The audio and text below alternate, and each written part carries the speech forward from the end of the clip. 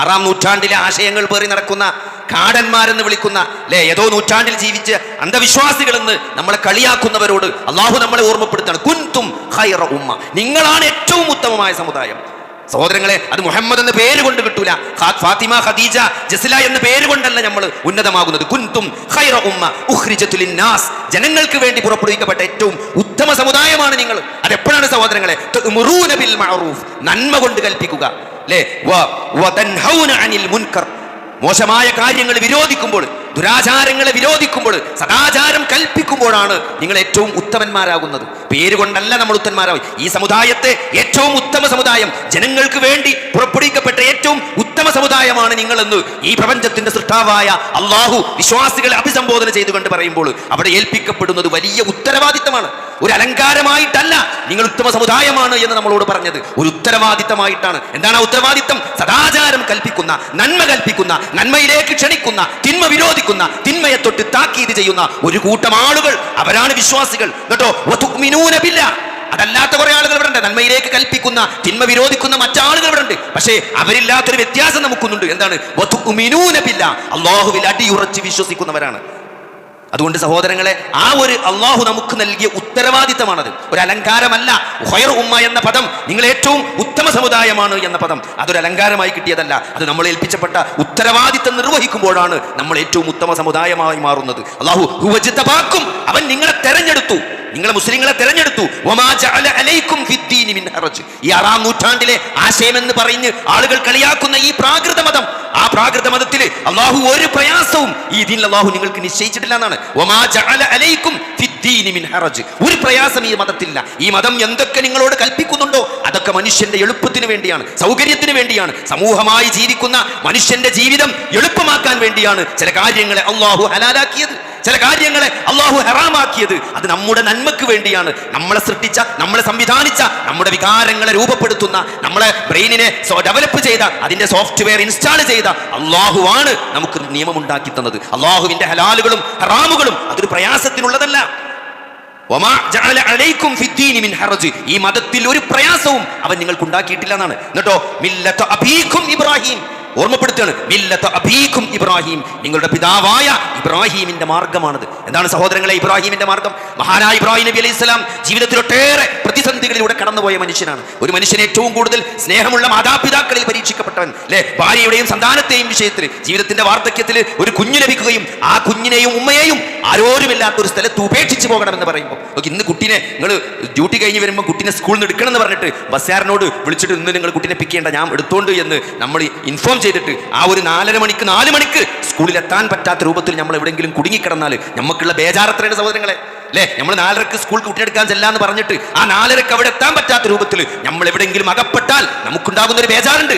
ഒരു ചെറിയ വിഷയത്തിൽ സഹോദരങ്ങളെ, അങ്ങനത്തെ ഒരു കുട്ടിയെ ആരോരുമില്ലാത്ത, ഒരു ഭക്ഷണത്തിന് ഒരു സൗകര്യവുമില്ലാത്ത മരുഭൂമിയിൽ ആ കുട്ടിയെയും ഉമ്മയെയും ഉപേക്ഷിച്ച് പോകണമെന്ന് അള്ളാഹു കൽപ്പിച്ചപ്പോൾ ഒരു മടിയും കൂടാതെ അള്ളാഹുവിന് വേണ്ടി അതനുഷ്ഠിച്ച മഹാനായ ഇബ്രാഹിം നബി അലൈഹി സ്വലാം, ആ കുട്ടിയെ നമ്മളൊരു ഡൈനിങ് ടേബിളിന്റെ പക്കത്ത് ഒരു പൊട്ടുന്ന ഗ്ലാസ് കാണുമ്പോൾ അത് ചാടിപ്പൊട്ടും, അത് വീഴും, അത് കുട്ടിന്റെ കാൽമ മുറിയാകും എന്ന് എത്രത്തോളം നമ്മൾ ഭയപ്പെടുന്നത്, എത്രത്തോളം കരുതൽ ആ വിഷയത്തിൽ നമ്മൾക്കുണ്ട്. അങ്ങനത്തെ സ്വന്തം കുട്ടിയുടെ കഴുത്തിൽ കത്തി വെക്കണം എന്ന് പറഞ്ഞപ്പോ അതിന് മടി കാണിക്കാതെ ആ ദൈവകൽപ്പന നിർവഹിക്കാൻ തയ്യാറായ ഇബ്രാഹിമിന്റെ മാർഗമാണ് നിങ്ങളുടെ മാർഗം, നിങ്ങളുടെ പിതാവായ ഇബ്രാഹിം. അള്ളാഹു ഓർമ്മപ്പെടുത്തുന്നത്,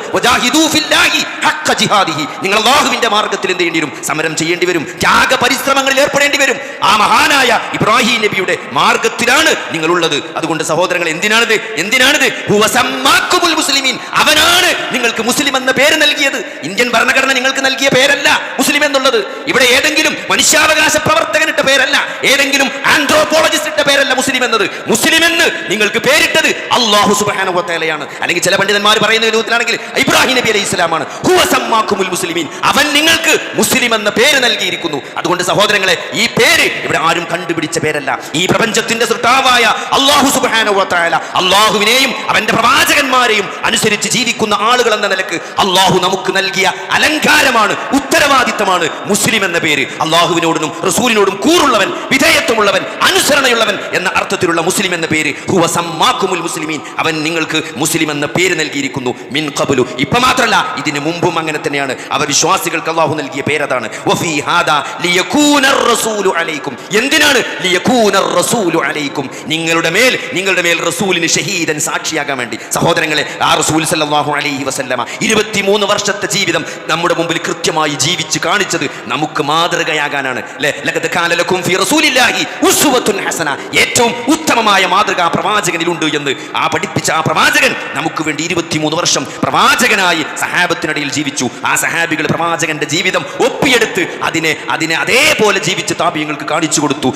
താബികളിലൂടെ, തലമുറകളിലൂടെ കൈമാറ്റം ചെയ്തു വന്ന ഈ മൻഹജ്, ഈ ശരീഅത്ത് ഇവിടെ അജയ്യമായി നിലനിൽക്കുകയാണ്. ലോകാവസാനം വരെ അത് നിലനിൽക്കും. ആരൊക്കെ എന്തൊക്കെ ലിബറൽ മൂല്യങ്ങൾ അടിച്ചേൽപ്പിച്ചാലും, കൊന്നാലും കൊന്നൊടുക്കിയാലും സഹോദരങ്ങളെ, ഈ പ്രത്യയശാസ്ത്രം, ഈ ആദർശം അത് മരിച്ചു പോകൂല. അതെന്നും ജീവിക്കുന്ന ആദർശമാണ്. അത് നിലനിൽക്കുന്നത് പ്രപഞ്ച സൃഷ്ടാവായ അള്ളാഹുവാണ് എന്ന ബോധം നമുക്കുണ്ടായിരിക്കണം. അതുകൊണ്ട് ലിയകൂനർ റസൂലു അലൈക്കും ഷഹീദ, ആ പ്രവാചകൻ നിങ്ങൾക്കിടയിൽ സാക്ഷിയാകാൻ വേണ്ടി. വതകൂനു ശുഹദാ അലന്നാസ്, നിങ്ങൾക്ക് വലിയ ഉത്തരവാദിത്തമുണ്ട്. ഞാനടക്കമുള്ള നമുക്ക് വലിയ ഉത്തരവാദിത്തമുണ്ട്. എന്താണത്? ജനങ്ങൾക്കിടയിൽ നമ്മൾ സാക്ഷികളാകാൻ. ആ പ്രവാചകൻ എങ്ങനെയാണോ ജീവിച്ചത്, ആ പ്രവാചകൻ ഉയർത്തിപ്പിടിച്ച ആദർശങ്ങൾ എന്താണോ, ആശയം എന്താണോ, അത് ജനങ്ങൾക്കിടയിൽ ഉയർത്തിപ്പിടിക്കാൻ, പ്രഖ്യാപിക്കാൻ, അത് പ്രയോഗവൽക്കരിക്കാൻ, അതനുസരിച്ച് ജീവിച്ച് കാണിക്കാനാണ് അള്ളാഹു നമ്മളെ മുസ്ലിമായി തെരഞ്ഞെടുത്തത്. കുൻതും ഖൈറ ഉമ്മ, നിങ്ങളാണ് ഏറ്റവും നല്ല ജനങ്ങൾ, ഏറ്റവും നല്ല സമുദായം, അത് നിങ്ങളാണ് എന്ന് അള്ളാഹു നമ്മളെ അഭിസംബോധന ചെയ്തത് അതിനാണ്. അത് നന്മ കൽപ്പിക്കാനാണ്, സദാചാരം കൽപ്പിക്കാനാണ്, തിന്മ വിരോധിക്കാനാണ്, ദുരാചാരം വിരോധിക്കാനാണ്, തിന്മയിൽ നിന്ന് മാറി നിൽക്കാനാണ്, ഇത് തിന്മയാണ് എന്ന് പ്രഖ്യാപിക്കാനാണ് സഹോദരങ്ങളെ അള്ളാഹു നമ്മളെ തെരഞ്ഞെടുത്തത്. അതുകൊണ്ട് നിങ്ങൾ നമസ്കാരം നിലനിർത്തണം, നിങ്ങൾ സകാത്ത് കൊടുക്കണം, നിങ്ങൾ അല്ലാഹുവിന്റെ മാർഗത്തിൽ മുറുകെ പിടിക്കണം. ഹുവ മൗലാക്കും, അവനാണ് നിങ്ങളുടെ രക്ഷാധികാരി. ഫനിഅമൽ മൗല വനിഅമൻ നസീർ, അവൻ എത്ര നല്ല രക്ഷാധികാരിയാണ്, അവൻ എത്ര നല്ല സഹായിയാണ്. അവനേക്കാൾ നമ്മളെ രക്ഷിക്കുന്നവൻ, അവനേക്കാൾ നമ്മളെ സഹായിക്കുന്നവൻ മറ്റാരും തന്നെ ഇല്ല എന്ന് ഓർമ്മപ്പെടുത്തലോടെയാണ് സഹോദരങ്ങളെ അള്ളാഹു ആയത്ത് അവസാനിപ്പിക്കുന്നത്.